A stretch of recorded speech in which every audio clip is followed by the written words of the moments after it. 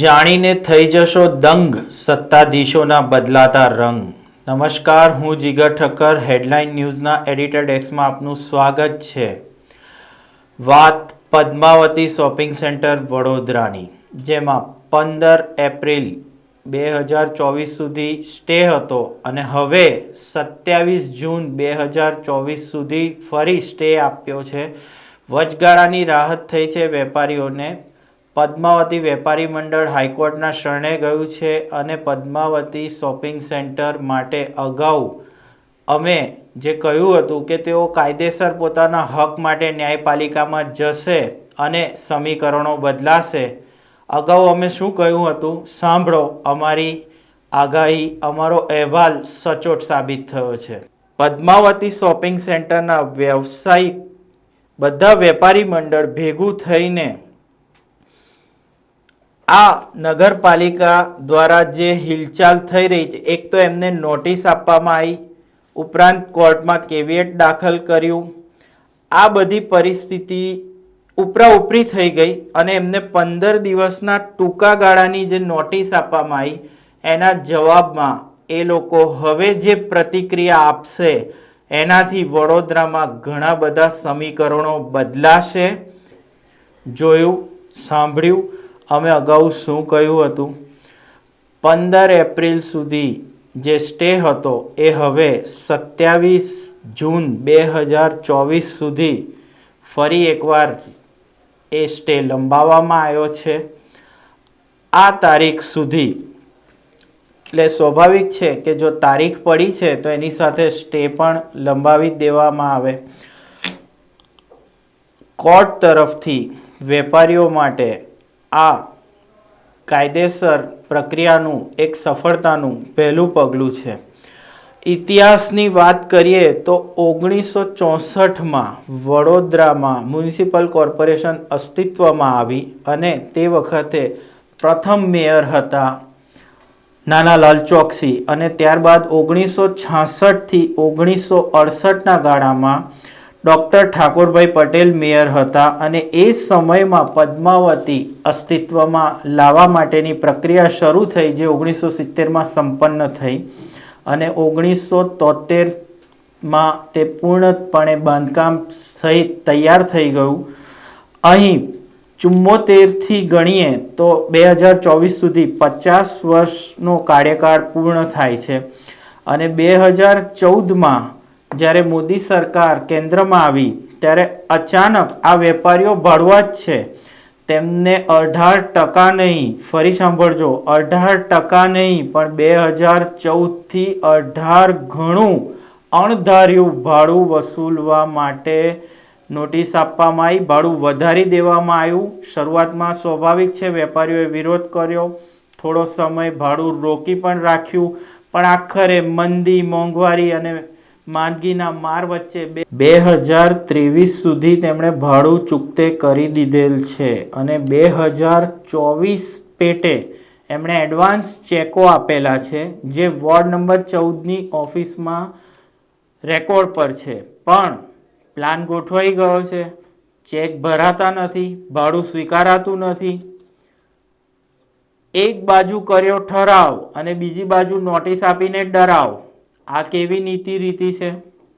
પૂર્વ સમયમાં municipal commissioner Shri media સમક્ષ એવું નિવેદન આપી ચૂક્યા છે કે નોટિસ તો એક કાયદાકીય પ્રક્રિયાના ભાગરૂપે આપવી પડી છે અને અમે વૈકલ્પિક જગ્યા આપીશું, ત્યાં સુધી અમે નહીં તોડીએ અને જગ્યા પણ ખાલી નહીં કરાવીએ.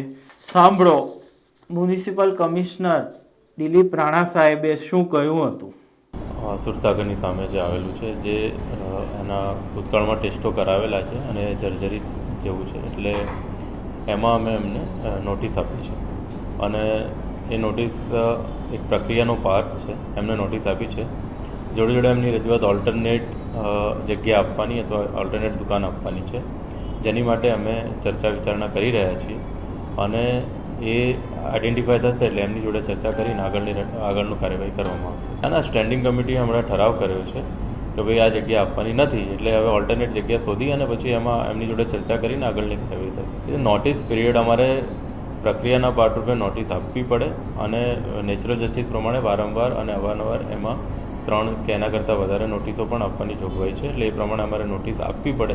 એટલે as a part of A process અમે નોટિસ આપી છે, પણ અત્યારે કંઈ તોડવાનું છે નહીં અને એમની જોડે ચર્ચા કરી ઓલ્ટરનેટ જગ્યા શોધી અને પછી એમાં આગળની કાર્યવાહી કરવાની. સાંભળ્યું. હવે વાત જર્જરિત મુદ્દાની કે જે ભૂતકાળમાં લાખો રૂપિયાના ખર્ચે પદ્માવતી જૂનું છે અને જર્જરિત છે એવું બતાવવા માટે રજિસ્ટર્ડ અને સર્ટિફાઈડ કન્સલ્ટન્ટ પાસેથી ઇન્ફ્રાસ્ટ્રક્ચર રિપોર્ટ જે સિવિલ કામ માટે અપાતો હોય છે, તો એના માટે એક ઇન્સ્પેક્શન કરાવવામાં આવ્યું હતું અને એ ઇન્સ્પેક્શન વેપારીઓએ નહોતું કરાયું, પાલિકાએ કરાવ્યું હતું. લાખોના ખર્ચે સર્ટિફાઈડ કન્સલ્ટન્ટે આ રિપોર્ટ આપેલો અને એ રિપોર્ટમાં એણે સ્પષ્ટ લખી આપ્યું છે કે 15 થી 20 વર્ષ સુધી પદ્માવતીને કંઈ થાય નહીં, બિલ્ડિંગ મજબૂત છે, સામાન્ય રિપેરિંગની જરૂર છે.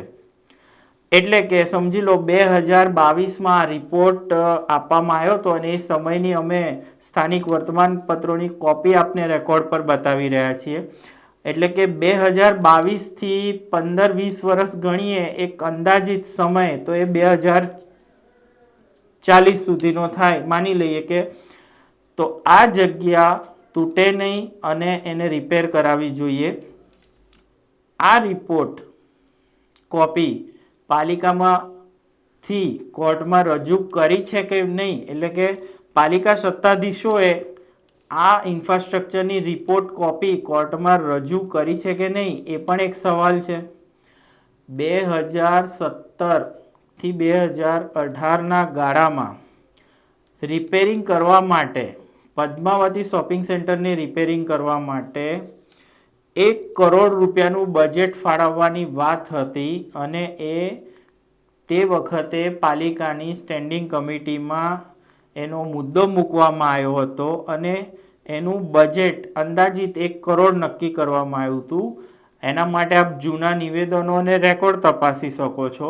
એને બદલે માત્ર ચોથા ભાગનો ખર્ચ એટલે અંદાજિત 22 થી 25 લાખ રૂપિયાના ખર્ચે ત્યાં ગાડી એક હેલ્થ સેન્ટર શરૂ કરવામાં આવ્યું. સારી વાત છે, પ્રજા માટે કર્યું છે અને એ હેલ્થ સેન્ટર આજે પણ ચાલુ છે. એ જ જગ્યાએ યથાવત કામ કરે છે.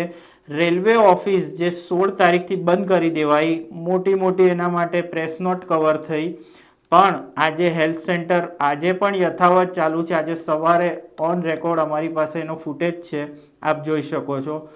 ત્યાં આરોગ્યલક્ષી કામગીરી થાય છે, ખૂબ સારી વાત છે, આપણે સમજી શકીએ. અને હેલ્થ સેન્ટર છે એટલે ત્યાં શહેરની મધ્યમાં લોકોને એનો લાભ પણ મળે.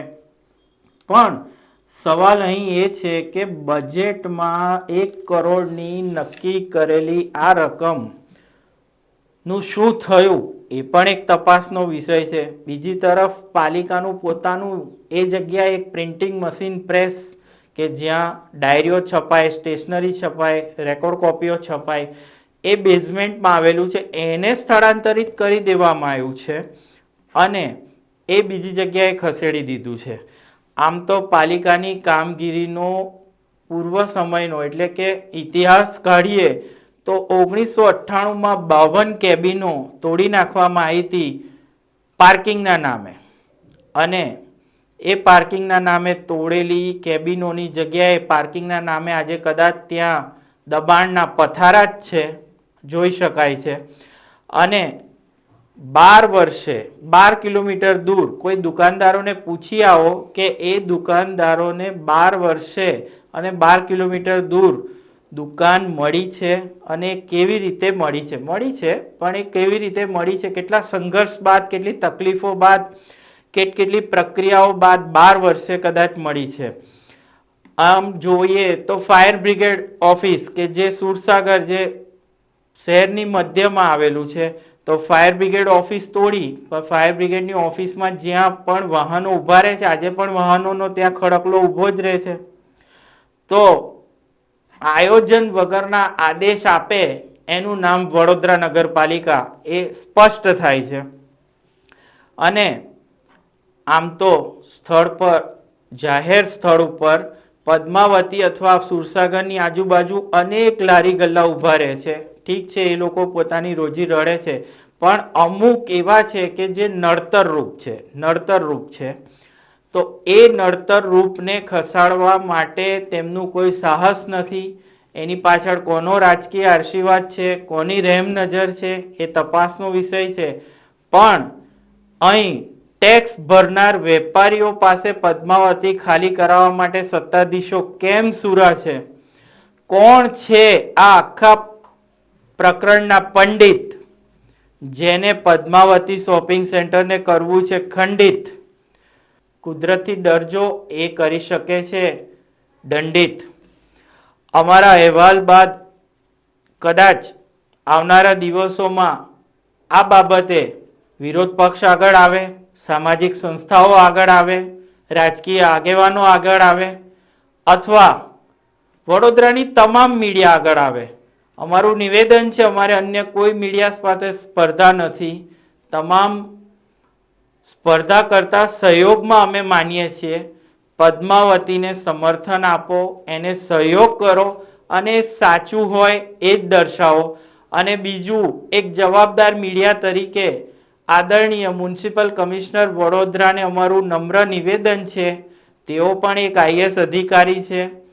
આઈએસ એટલે એડમિનિસ્ટ્રેટિવ સર્વિસ, એ પોતે પણ એક મેજિસ્ટ્રેટ કક્ષાનો એક હોદ્દો હોય છે.